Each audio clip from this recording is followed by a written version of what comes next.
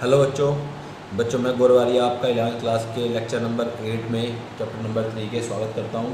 और trigonometric functions का ये चैप्टर है बच्चों। इसमें हम आज एक्सरसाइज 3.1 डिस्कस कर रहे हैं, उसी को कंटिन्यू करेंगे। 2 क्वेश्चन हम डिस्कस कर चुके हैं, तो थर्ड क्वेश्चन का कंसेप्ट और उसके आगे के क्वेश्चन के कंसेप्ट मैं आपको डिस्कस करा देना चाहता हूँ।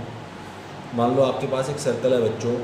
सर्कल में आपके पास ये रेडियस होता है, ये भी आपका रेडियस है, कहीं मर्जी मार्क कर लो, वो रेडियस होता है। ठीक है, मान लेते हैं कि 2 रेडियन वाली लाइन एक एंगल थीटा बना रही है। ठीक है, तो ये आपका देखो रेडियस है, ये वाली चीज़ रेडियस है, तो ये भी रेडियस होगा, ये सेंटर पॉइंट है। तो 2 रेडियस के वेक्टर जो हैं, 2 रेडियस की लाइंस जो हैं वो थीटा एंगल बना रही हैं। तो जितने के सामने थीटा एंगल है इस लेंथ को बोलते हैं एल। ये वाली लेंथ क्या है बच्चों? एल है। एल को बोलते हैं आर्क लेंथ, जहाँ पे बच्चों आर आपका रेडियस है, थीटा आपका एंगल है। लेकिन जो ये एंगल है इसकी खासियत है कि एंगल रेडियन में है, डिग्री में नहीं है, रेडियन में है, हमेशा याद रखना। एल आपकी आर्क लेंथ है। एल क्या है बच्चों? आपकी आर्क लेंथ। एल आपकी आर्क लेंथ है कि जहाँ तक एंगल फॉर्म हुआ है वहाँ तक की आर्क लेंथ को क्या बोलते हैं? एल बोलते हैं। आर आपका थीटा है, तो यहाँ पे एक फॉर्मूला बनता है, theta is equal to L by r. ये फॉर्मूला बच्चों याद रखना है आपने। कहने का मतलब क्या है कि theta is equal to arc length upon में रेडियस। बड़ा आसान सा फॉर्मूला है, theta is equal to L by r. तो यहाँ से आप फॉर्मूले में रीएडजस्टमेंट भी कर सकते हो कि जैसे l is equal to theta into r. L is equal to क्या आ जाएगा? आर को उधर मल्टीप्लाई करोगे तो थीटा इंटू आर आ जाएगा। एक ही बात है, चाहे ये फॉर्मूला हो चाहे ये फॉर्मूला हो, ये इसी से निकला हुआ है। ठीक है, तो आपने सिर्फ फॉर्मूला ध्यान रखना है, थीटा इज इक्वल टू, ये वाला फॉर्मूला याद रखना है, theta is equal to L by r. जहाँ पे आपका थीटा किस में निकलेगा? रेडियन में निकलेगा। ये चीज़ बहुत इंपॉर्टेंट है। थीटा किस में निकलता है बच्चों? रेडियन में निकलता है। Theta is in radian. Theta एक ऐसा एंगल है जो आपको रेडियन में गिवन है। ये बड़ी इंपॉर्टेंट चीज़ है, इसलिए मैं इसको बार बार डिस्कस कर रहा हूँ। तो बच्चों इसके बाद क्वेश्चन स्टार्ट करते हैं। इसी इंपॉर्टेंट कंसेप्ट के ऊपर कुछ क्वेश्चन बेस्ड हैं। ठीक है, तो हमें इनको सोल्व करना है। तो चलिए क्वेश्चन नंबर 3 पे चलते हैं। तो बच्चों क्वेश्चन नंबर 3 में पढ़ना जरा क्या लिखा हुआ है। पेज नंबर 55 के ऊपर है, एक्सरसाइज 3.1 का क्वेश्चन नंबर है आपका 3। ठीक है, पेज नंबर 55 पे है। ये बोला हुआ है एक व्हील है आपका और वो 360 रिवोल्यूशन लेता है। 360 रिवोल्यूशन का मतलब है 360 चक्कर लगाता है 1 मिनट के अंदर। तो कह रहा है through how many radian does it turn in 1 second. कह रहा है 1 सेकेंड में वो कितने रेडियन को कवर करता है। तो लिख लेते हैं बच्चों। तो इन 1 मिनट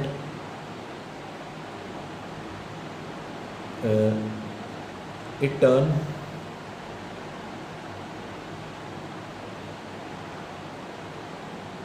इन 1 मिनट, ऐसे लिख लेते हैं, in 1 minute is equal to 360 revolution. या रिवोल्यूशन को इतना लिख लेते हैं शॉर्ट फॉर्म में। इन 1 मिनट कितने चक्कर लगाता है? 360 रिवोल्यूशन। ठीक है, तो 1 मिनट का मतलब क्या होता है बच्चों? 60 सेकेंड। तो इन 60 सेकेंड कितना रिवोल्यूशन लगाता है? 360 रिवोल्यूशन लगाता है। तो यहाँ से हमें 1 सेकंड की बात की हुई है, तो 1 सेकंड में पहले रिवोल्यूशन निकालते हैं। तो 360 बाई 60, ये 60 से डिवाइड होगा, जब भी 1 सेकंड बचेगा यहाँ पे, तो इतने रिवोल्यूशन लगाएगा। यानी 1 सेकंड में वो कितने चक्कर लगाता है? 6 चक्कर लगाता है। लेकिन हमसे तो पूछा हुआ है कि 1 सेकंड में वो एंगल कितना बनाता है। ठीक है, कितने रेडियन एंगल बनाता है। तो बच्चों देखो, जब एक व्हील 1 चक्कर लगाता है, पूरा चक्कर कंप्लीट करता है, तो वो एंगल बनाता है 2 पाई का। 1 चक्कर में पूरा 360 डिग्री का एंगल बनता है, यानी 2 पाई। दूसरा चक्कर लगाएगा तो उसमें फिर 2 पाई का और बन जाएगा, वो 4 पाई का एंगल हो जाएगा। ठीक है, यानी 1 चक्कर में, 1 रिवोल्यूशन में एंगल बनता है 2 पाई का। तो जब एक रिवोल्यूशन में एंगल बनता है रेडियन में 2 पाई का। ठीक है, तो 6 चक्कर में कितना एंगल बनेगा? 6 इंटू 2 पाई। 1 चक्कर में 2 पाई का बनता है, 2 में बनेगा 2 इंटू 2 पाई, 3 में 3 इंटू 2 पाई। तो 6 चक्कर में कितना बनेगा? 6 इंटू 2 पाई, यानी कि 12 पाई। और ये आपका रेडियन में है। ठीक है, तो ऐसे लिख दो, it turns 12 pi radian in 1 second. ठीक है, 1 सेकेंड। तो ये आपका आंसर है बच्चों। बहुत इजी सा आंसर था। हमने क्या किया, पहले उसने दे रखा है हमें कि 1 मिनट में 360 रिवोल्यूशन लगाता है, चक्कर लगाता है। ठीक है, 360 चक्कर कंप्लीट करता है। तो 60 सेकंड में मतलब 360 चक्कर, 1 सेकंड में 360 बाई 6 यानी 60, यानी 6 रिवोल्यूशन। ठीक है, 1 सेकंड में 6 चक्कर लगाता है। एक चक्कर में एंगल होता है रेडियन में 2 पाई, दो चक्कर में 2 इंटू 2 पाई, 3 में 3 इंटू 2 पाई, 6 में 6 इंटू 2 पाई, ठीक है। तो ये आ गया आपका 12 पाई। तो 12 पाई रोटेशन या 12 पाई रेडियन एंगल को कवर करता है 1 सेकंड के अंदर। तो ये हमारा था क्वेश्चन नंबर 3 बच्चों, बड़ा आसान था। इसके बाद बच्चों क्वेश्चन नंबर देखो, इसके बाद क्वेश्चन डिस्कस करेंगे क्वेश्चन नंबर 4, इसी पेज पे 55 पेज पे क्वेश्चन नंबर 4 है बच्चों। एक्सरसाइज आपकी सेम है 3.1। तो आपको बोला हुआ है डिग्री मेजर निकालना है एंगल का subtended at the centre of the circle. ये एक सर्कल है, इसके सेंटर पे जो एंगल सबटेंड होता है, ठीक है। रेडियस आपका 100 सेंटीमीटर दे रखा है इसने, और आर्क लेंथ दे रखी है 22 सेंटीमीटर। तो कह रहा है जो ये एंगल बनेगा ये एंगल आपने निकालना है, लेकिन डिग्री में निकालना है, ये चीज़ ध्यान रखनी है। तो आपको फॉर्मूला पता है थीटा इक्वल टू L/R, ठीक है। तो आपका आ गया L कितना है आपका आर्क लेंथ आपको पता है 20 है, रेडियस आपको पता है 100 है।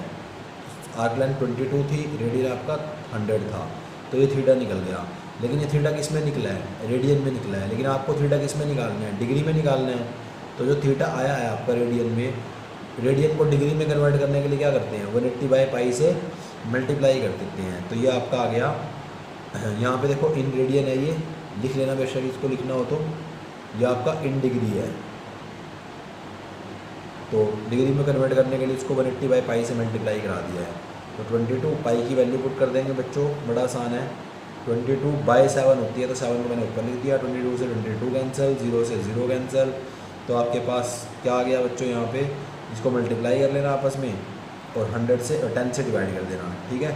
10 से डिवाइड कर देना, लेकिन आपको करना पड़ेगा प्रॉपर तरीके से, वैसे ही जैसे आप डिग्री मिनट और रेडियन, डिग्री मिनट और सेकंड, इसमें कन्वर्ट करना पड़ेगा आपको। तो उसका तरीका मैंने आपको बता रखा है, मल्टीप्लाई करके जो भी आएगा उसको 10 से प्रॉपर डिवाइड कराना है, ठीक है। जो क्वेश्चन बचेगा वो डिग्री में आ जाएगा, फिर उसी प्रॉपर तरीके से चलता रहेगा ये, ठीक है। तो ये चीज़ नोट डाउन कर लेना बच्चों, बड़ा ही इम्पोर्टेंट था। तो इसके बाद बच्चों हम लोग डिस्कस करेंगे, इसके बाद हम लोग नेक्स्ट क्वेश्चन डिस्कस करेंगे, लेकिन इसको आपने इस फॉर्म में बनाना है, डैश डिग्री, डैश मिनट और डैश सेकंड, ठीक है। ये आंसर आएगा हमारा इस फॉर्म में, मल्टीप्लाई करके फिर 10 से डिवाइड करके प्रॉपर सॉल्व करना है इसको। तो उम्मीद है वो सॉल्व कर लोगे। मैंने कल ही आपको लेक्चर नंबर 7 में ये सारा काम करना सिखाया था। इसके बाद बच्चों डिस्कस करते हैं एग्जाम क्वेश्चन नंबर 5 पे आते हैं। तो क्वेश्चन नंबर 5 में बोला हुआ है कि एक सर्कल है जिसका डायामीटर, एक सर्कल गिवन है, उसका डायामीटर आपका 40 सेंटीमीटर है। तो रेडियस कितना हो जाएगा 20 सेंटीमीटर, और उसकी क्या कहता है कोड की लेंथ 20 सेंटीमीटर है। कोड क्या होती है बच्चों, ये होती है ना कोड। तो ये वाली कोड की जो लेंथ है ये भी 20 है, रेडियस तो 20 था ही, रेडियस तो दोनों जगह पे 20 है ही, कोड की लेंथ भी 20 है। और आपने लेंथ निकालनी है माइनर आर्क की, माइनर आर्क मतलब ये छोटे वाली आर्क लेंथ निकालनी है, मतलब आपने ये वाली चीज़ फाइंड आउट करनी है। तो मुझे एक बात बताओ, जब ये 20 ये 20 ये 20, तो इस ट्रायंगल, ये ट्रायंगल कैसा हुआ, ठीक है। ऑल द साइड्स ऐसे लिख दो, ऑल साइड्स, ये ABC ट्रायंगल बना देते हैं, all side of triangle ABC are equal, तो यानी इक्विलेटरल ट्रायंगल है ये, ठीक है। It is equilateral triangle, equilateral triangle है तो थीटा कितना होगा इसके अंदर 60 डिग्री का होगा, 60 डिग्री। और 60 डिग्री को रेडियन में कन्वर्ट करना है, तो π/180 से मल्टीप्लाई करके सोल्व कर लेना, वो आएगा π/3, ठीक है। यानी रेडियन के फॉर्म में लिख दिया हमने π/3, 60 डिग्री का मतलब π/3 रेडियन। तो थीटा हमारा आ गया π/3 रेडियन के बराबर। नहीं छोड़ देते हैं इसको। बच्चों आपने निकालना क्या है, L निकालना है ना। फॉर्मूला होता है थीटा इक्वल टू L/R। तो L निकालने के लिए R को उधर पहुँचाओगे तो थीटा इंटू R हो जाएगा, ठीक है। यानी L फाइंड आउट करना है। थीटा की वैल्यू कितनी है π/3। थीटा बच्चों इस फॉर्मूले में आपने रेडियन में ही यूज़ करना है, ये चीज़ ध्यान रखनी है। और R की वैल्यू कितनी है 20, तो आपका आंसर आ गया 20/3 पाई। इधर ही छोड़ दो, कोई बात नहीं, सही है यहाँ तक भी, ठीक है, कोई प्रॉब्लम नहीं है। सेंटीमीटर लिखना है तो सेंटीमीटर लिख दो, यहीं छोड़ दो, ठीक है। 20π/3 ये आपका आंसर है, that is your answer 20π/3 centimetre. तो बड़ा इजी सा क्वेश्चन था। दोबारा फिर सुनो बच्चों, क्वेश्चन में क्या किया था, तीनों साइड बराबर थी, आपकी कोड भी 20 सेंटीमीटर की थी, रेडियस भी 20 सेंटीमीटर के थे। तो ट्रायंगल इक्विलेटरल था, इक्विलेटरल ट्रायंगल में सारे एंगल 60 डिग्री के होते हैं, तो ये वाला भी 60 डिग्री का होगा। लेकिन इस फॉर्मूले को यूज़ करने के लिए एंगल हमें रेडियन में चाहिए, तो उसको रेडियन में कन्वर्ट कर लिया। π/3 डिग्री को रेडियन में कन्वर्ट करने के लिए मल्टीप्लाई किया जाता है π/180 से, तो पाई बाय 180 से मल्टीप्लाई करोगे तो कैंसिल आउट करोगे तो आएगा पाई बाय 3। फिर उसके बाद आपने आर्क लेंथ निकालनी थी, तो l is equal to theta into r. Theta आपका पाई बाय 3 के बराबर है और आर आपका रेडियस 20 के बराबर है, तो ये आ गया 20/3 पाई सेंटीमीटर। एल की वैल्यू आ चुकी है बच्चों। बड़ा ही आसान क्वेश्चन था। इसके बाद आगे बढ़ते हैं बच्चों। हम लोग को पहले क्वेश्चन नंबर 7 डिस्कस करेंगे, उसके बाद 7 का एक पार्ट मैं आपको बता देता हूँ, बाकी के आपने खुद करने हैं। फिर उसके बाद एक क्वेश्चन नंबर 6 डिस्कस करेंगे। क्वेश्चन नंबर 6 इंपॉर्टेंट है, ठीक है, थोड़ा सा हटके है, अच्छा क्वेश्चन है क्वेश्चन नंबर 6, ठीक है। तो पहले क्वेश्चन नंबर 7 डिस्कस करते हैं बच्चों, इसी पेज पे, इसी एक्सरसाइज का 3.1 एक्सरसाइज आपकी जानकारी के लिए बता देता हूँ, और पेज नंबर 55 पे पाई जाती है, ठीक है। और क्वेश्चन नंबर 7 में आपको बोला हुआ है कि पेंडुलम है और वो स्विंग करता है, और उसकी लेंथ कितनी है पेंडुलम की। पेंडुलम मान लो यहाँ लटका हुआ है बच्चों, तो ऐसे स्विंग करता है वो, ठीक है। ऐसे स्विंग करके इधर जाएगा, फिर इधर से वापस आएगा, ठीक है। ये ऐसे स्विंग करता रहेगा पेंडुलम। तो पेंडुलम इस तरीके से स्विंग करता है, और इसकी लेंथ जो है पेंडुलम की लेंथ का मतलब है ये वाली साइड, तो ये आपकी 75 सेंटीमीटर है। पेंडुलम की लेंथ का मतलब ये नहीं है, पेंडुलम की लेंथ आपकी आर्क लेंथ बिल्कुल नहीं है, ठीक है। आर्क लेंथ आपकी ये वाली चीज़ है, पेंडुलम की लेंथ आपकी 75 है, और ये आपका रेडियस की तरह ट्रीट होगा, ठीक है। अगर मैं इस पूरे सर्कल को ऐसे कंप्लीट कर देता हूँ तो ये क्या बनेगा, रेडियस बनेगा। जो पेंडुलम की लेंथ है वो रेडियस बन जाएगी।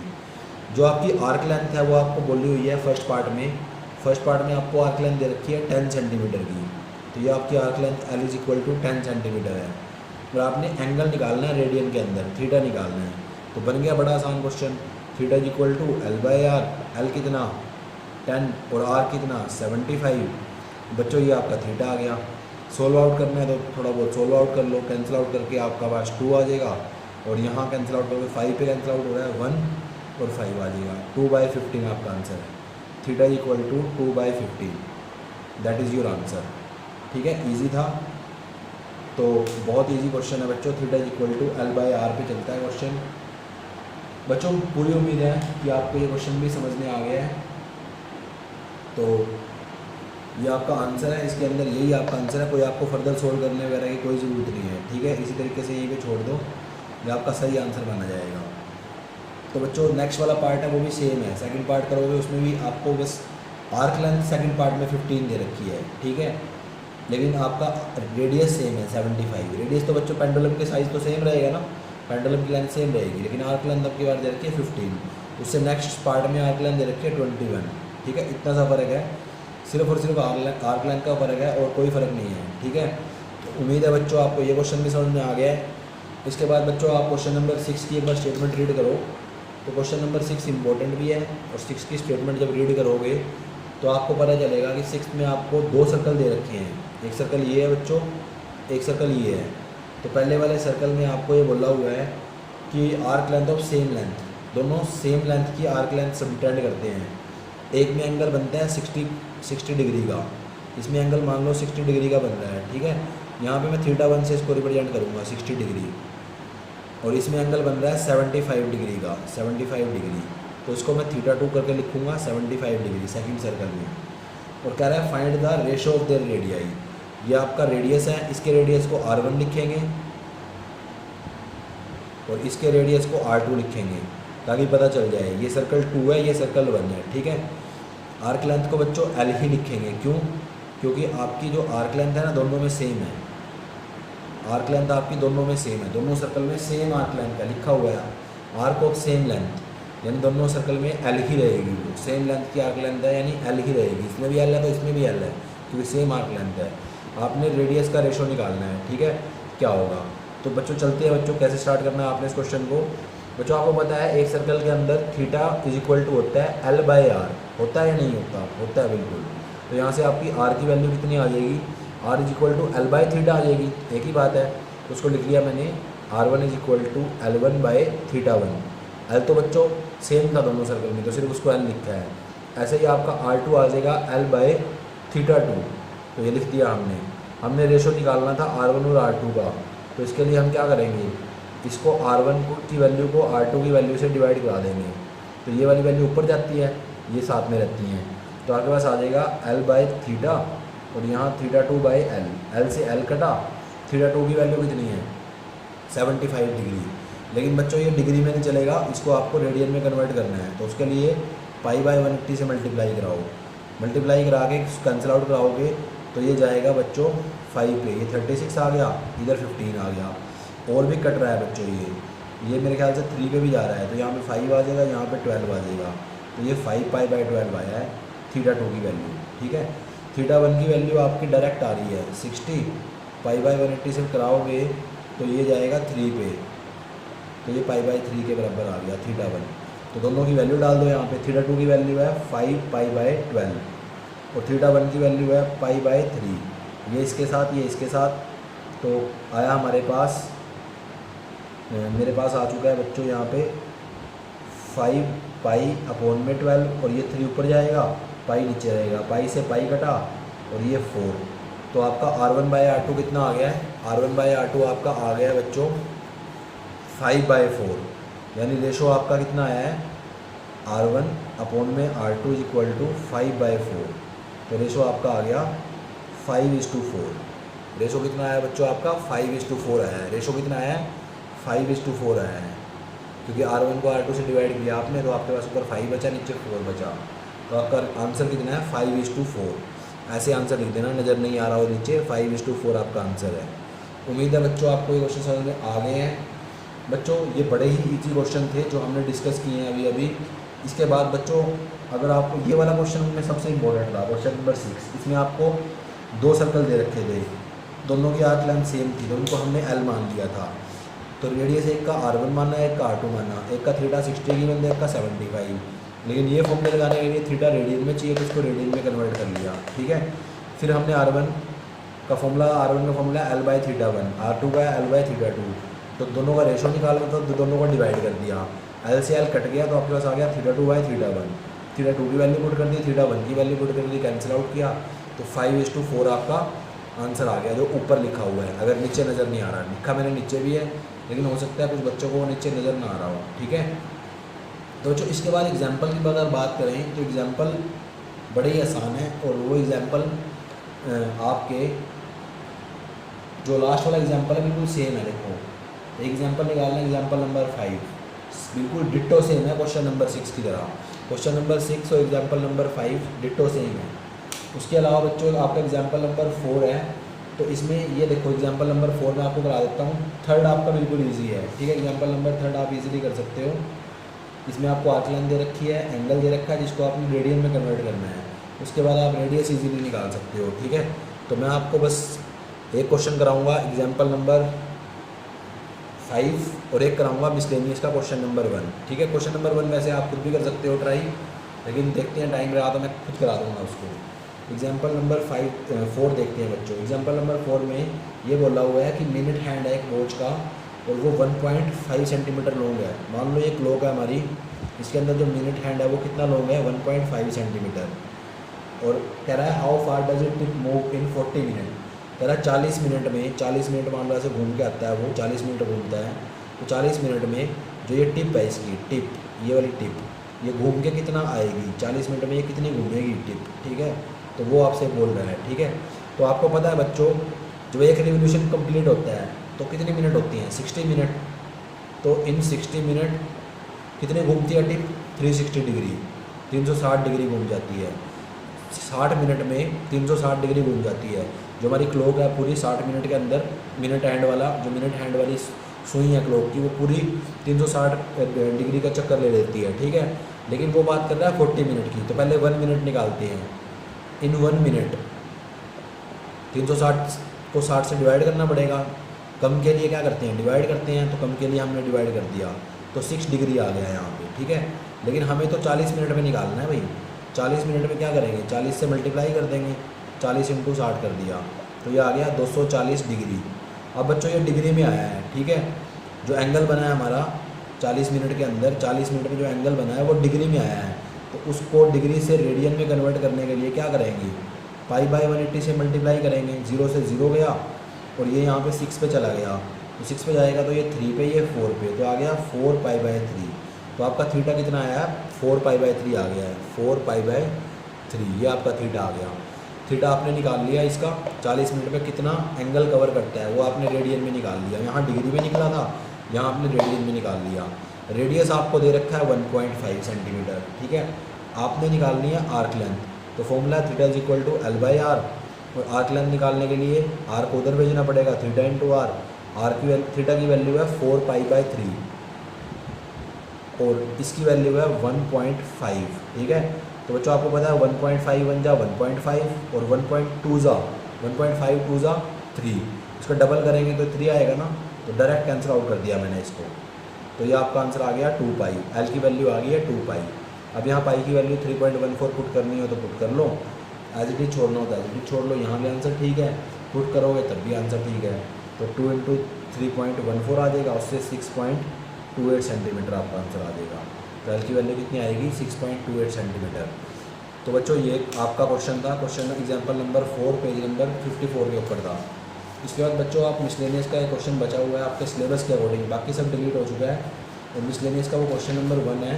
तो क्वेश्चन नंबर 1 जब मिसलेनियस का आप करोगे तो उसका मैं आपको हिंट दे देता हूँ। आपने बस करना क्या है, जो लास्ट वाली दो टर्म है ना उसके अंदर CD फॉर्मूला लगाना है। तो यहाँ पे आपने लेफ्ट हैंड साइड उठाओगे जब, तो उसके अंदर लिखा हुआ है 2 cos π/13 और cos 9π/13, ठीक है।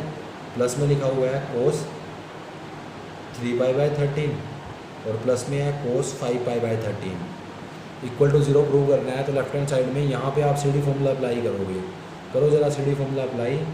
2 cos π/13 cos 9π/13, और यहाँ CD फॉर्मूला कैसे अप्लाई करोगे, 2 cos this plus this by 2 आएगा। तो जब आप इन दोनों को ऐड करोगे तो ये बनेगा 8π/13, और बाय 2 करोगे तो आएगा 4π/13, ये बचेगा बच्चों आपके पास। मैं डायरेक्ट लिख रहा हूँ। इसके बाद आपने क्या करना है, नेक्स्ट स्टेप में आपने देखो बड़े वाला एंगल पहले लिख लेना, छोटे वाला बाद में लिख लेना, उसके अकॉर्डिंग सोल्व कर लेना इसको। मैंने आपको बताया था CD फॉर्मूला लिखने के लिए, लगाने के लिए आपको बड़े वाला एंगल पहले छोटे वाला बाद में लिखना है। फिर यहाँ पे cos दिस माइनस दिस करोगे तो 5π/13 में से 3π/13 आप घटाओगे